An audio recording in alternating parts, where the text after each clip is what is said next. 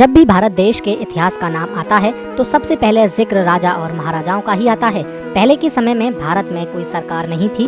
उस समय राजा और महाराजा का हुक्म ही जनता के लिए सब कुछ होता था। इसके अलावा किसी भी राज्य का राजा जो भी नियम और कानून बनाता था उसको पूरा राज्य मानता था। ऐसे में राजगद्दी पाने के लिए उस समय के राज्यों के राजा आपस में कई युद्ध करते थे और जो भी युद्ध जीत जाता उसी को वह राज्य सौंप दिया जाता था।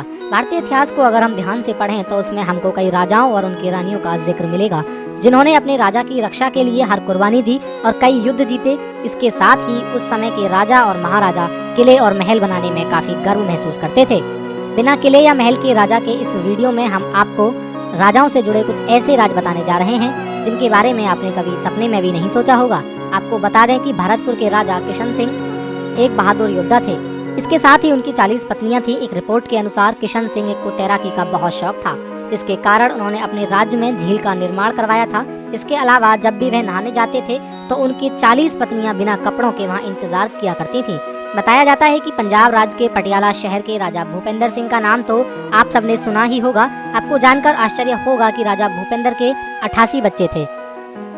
इसके अलावा उनके महल में कई महिलाएं भी थी। हर साल राजा भूपेंद्र बिना कपड़ों के पूरे राज्य में अपनी झांकी निकाला करते थे ताकि लोगों को उनके बलवान और स्वस्थ शरीर के बारे में पता चल सके।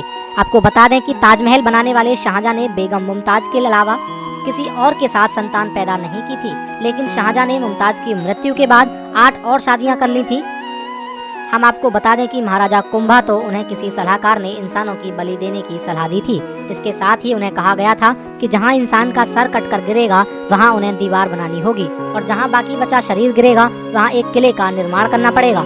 इस सलाह के बाद महाराजा ने हजारों मासूम लोगों की बलि दे दी थी। आपको बता दें कि जूनागढ़ के एक नवाब के पास लगभग 800 कुत्तों की फौज थी और हर कुत्ते की देखभाल के लिए उन्होंने एक सैनिक नियुक्त किया था। जिसके बाद 2 कुत्तों की उन्होंने शादी करवाने की सोची और उस शादी में पैसा पानी की तरह बहा दिया था। आज की तरह पहले भी राजाओं के शौक काफी खास हुआ करते थे। नेक्स्ट 9 स्पिरिचुअल की रिपोर्ट।